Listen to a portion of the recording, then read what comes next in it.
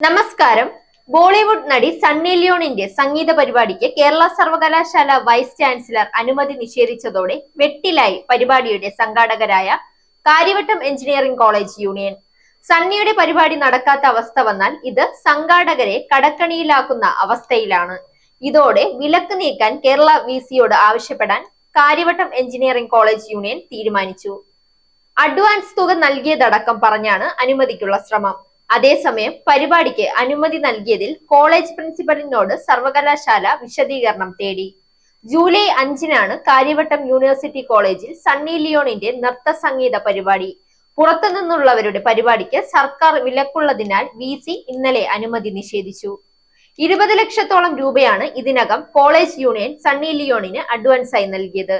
പരിപാടിക്കായി വിദ്യാർത്ഥികളിൽ നിന്നടക്കം ഇതുവരെ പിരിച്ചത് 1 കോടി രൂപയുമാണ്. ഈ സാഹചര്യത്തിൽ അനുമതിക്കായി വിസിയെ സമീപിക്കുമെന്ന് യൂണിയൻ ചെയർമാൻ ടി അജ്മൽ അറിയിച്ചു. 7 ദിവസം നീളുന്ന വാർഷികോത്സവമാണ് തീരുമാനിച്ചത്.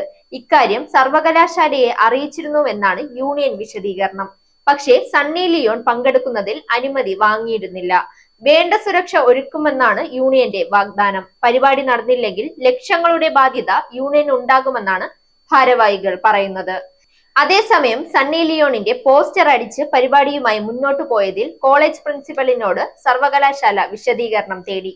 സർക്കാർ വിലക്ക് മറികടന്ന് പുറത്തുനിന്നുള്ള കലാകാരന്മാരുടെ പരിപാടിക്ക് എങ്ങനെ അനുമതി നൽകി എന്നാണ് വിശദീകരിക്കേണ്ടത്. ഈ ഉത്തരവ് നിലനിൽക്കുമ്പോഴാണ് സർവകലാശാലയുടെ അനുമതി കൂടാതെ സണ്ണി ലിയോണിന്റെ പരിപാടി നടത്താൻ എഞ്ചിനീയറിംഗ് കോളേജ് യൂണിയൻ തീരുമാനിച്ചത്. വിദ്യാർത്ഥികൾ ഇത്തരം പരിപാടികൾ ക്യാമ്പസിലോ പുറത്തോ യൂണിയന്റെ പേരിൽ സംഘടിപ്പിക്കാൻ അനുവദിക്കില്ലെന്ന നിലപാടിലാണ് വിസി. സാക് ന്യൂസ്, തിരുവനന്തപുരം. നേരിന്റെ വാർത്തകൾ നിങ്ങളുടെ വിരൽത്തുമ്പിലെത്താനായി സാക് ന്യൂസ് ചാനൽ സബ്സ്ക്രൈബ് ചെയ്തും ഷെയർ ചെയ്തും ഒരു ശരിയായ മാധ്യമ നിലപാടിന് നിൽക്കാൻ ഞങ്ങൾ നിങ്ങളെ ക്ഷണിക്കുന്നു.